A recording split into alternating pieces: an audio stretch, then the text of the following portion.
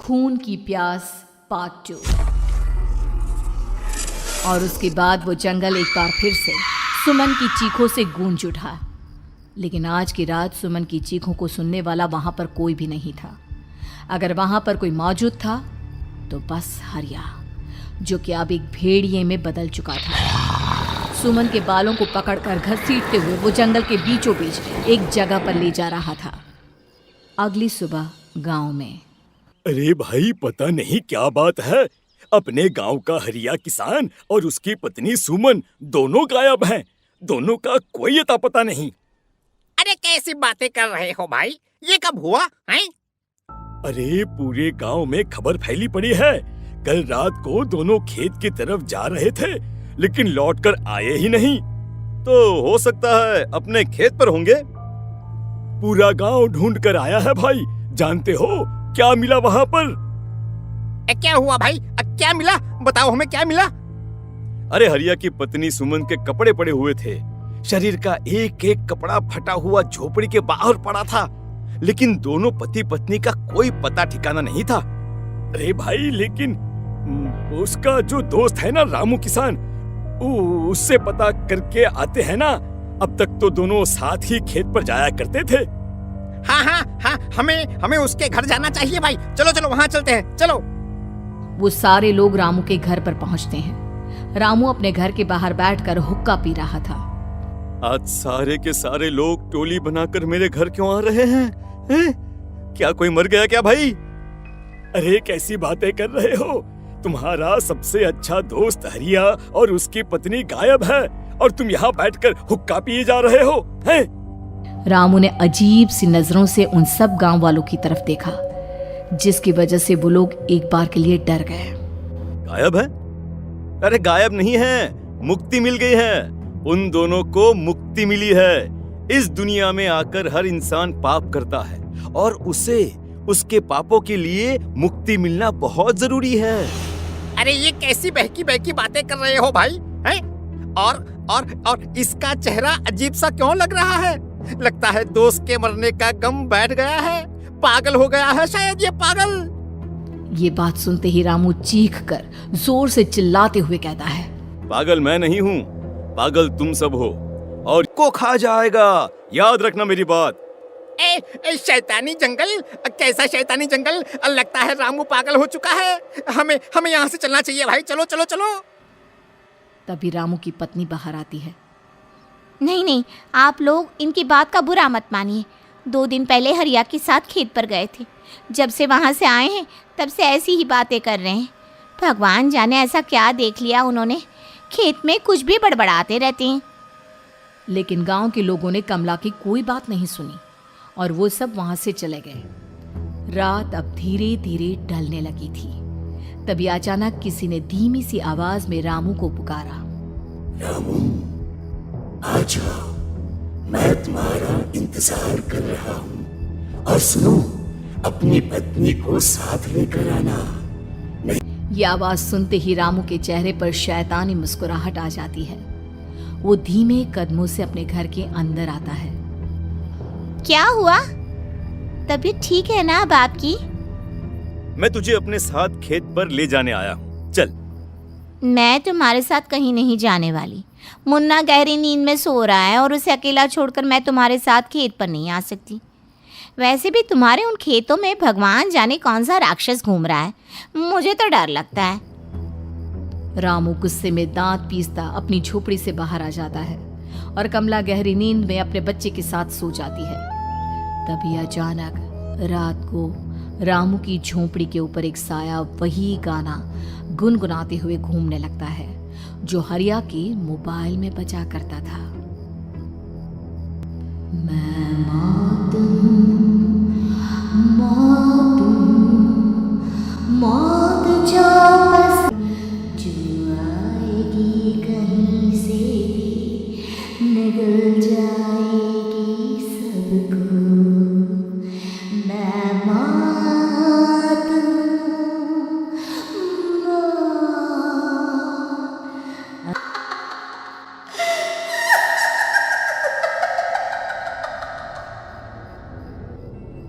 ये आवाज सुनकर रामू की पत्नी कमला की आंख खुलती है और वो देखती है कि उसका मुन्ना अपनी जगह से गायब था।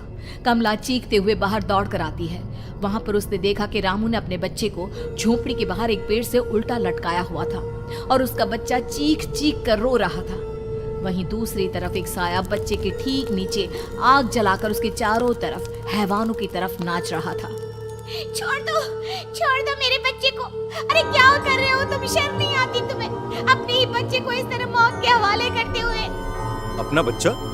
किसने कहा ये मेरा बच्चा है? अरे ये तो उस रामू की औलाद है, इस गांव के किसान रामू की, और मेरी दुश्मनी इस गांव के हर इंसान के साथ है। क्या? कैसी बात कर रहे हो तुम? और ये औरत कौन है? ये मेरे बच्चे को खा जाएगी। तभी अचानक से उस साया ने एक बेहद खतरनाक दिखने वाली औरत का रूप ले लिया और उसकी आंखों से आग निकल रही थी। सही पहचाना तूने, मैं तेरे बच्चे को खा जाऊंगी। अगर तू अपनी इस हैवान पति रामू के साथ जंगल नहीं आई तो मैं तेरे बच्चे को खा जाऊंगी। लेकिन क्यों? आखिर क्या चाहती हो तुम मुझसे? मुझे जंगल क्यों ले जाना चाहती हो? औरत बुरी तरह से ठहाके मार मार कर जोर जोर से हंसने लगी और साथ में रामू भी। ये तो तुझे वहाँ चलने के बाद ही पता चलेगा ना। अगर तू नहीं आई तो थोड़ी देर में तेरा ये बच्चा आग में जलकर मर जाएगा। चल जल्दी।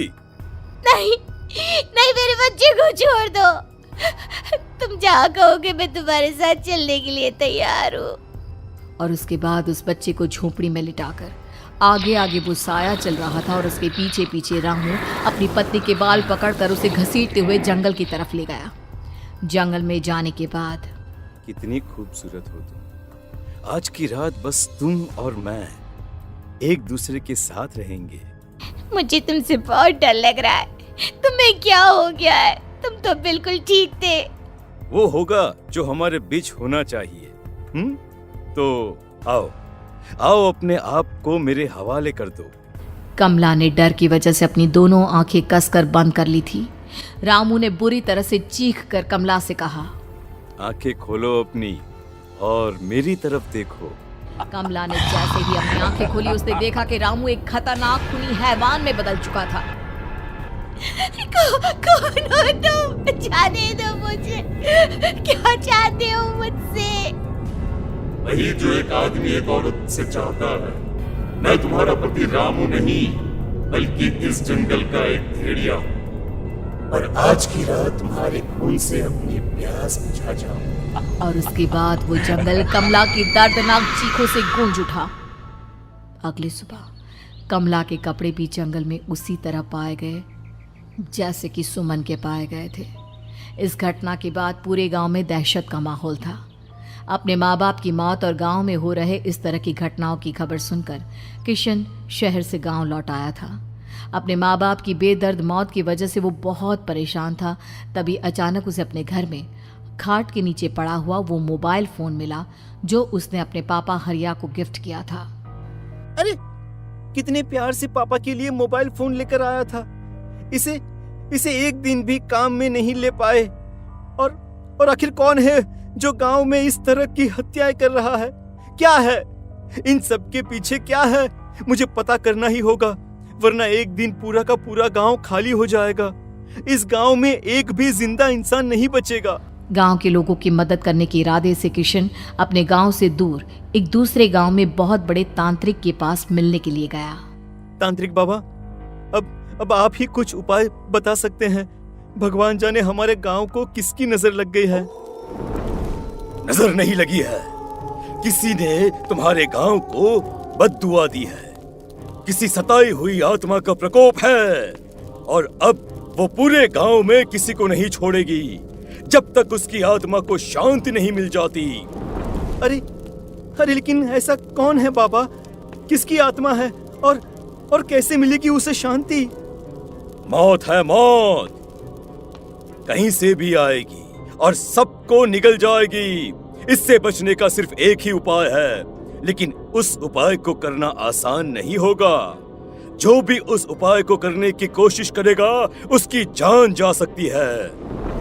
भले ही मेरी जान चली जाए, लेकिन मैं अपने गांव के लोगों की जान बचाने की पूरी कोशिश करूंगा बाबा।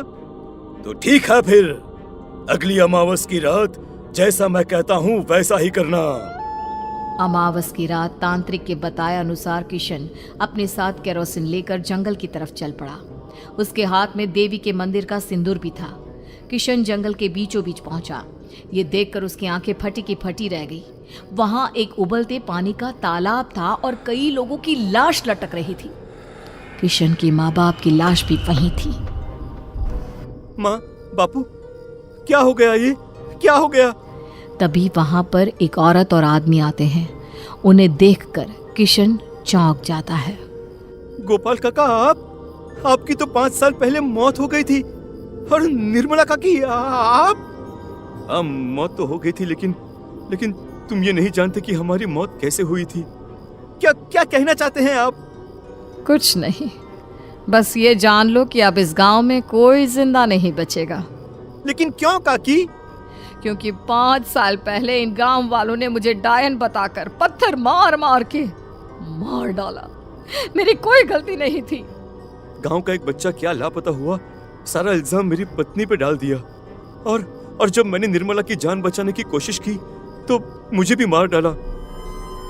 आपके साथ ये बहुत गलत हुआ काकी, लेकिन आप जो कर रहे हैं वो भी सही नहीं है ना? तुम यहाँ से चले जाओ वरना तुम भी नहीं बचोगे।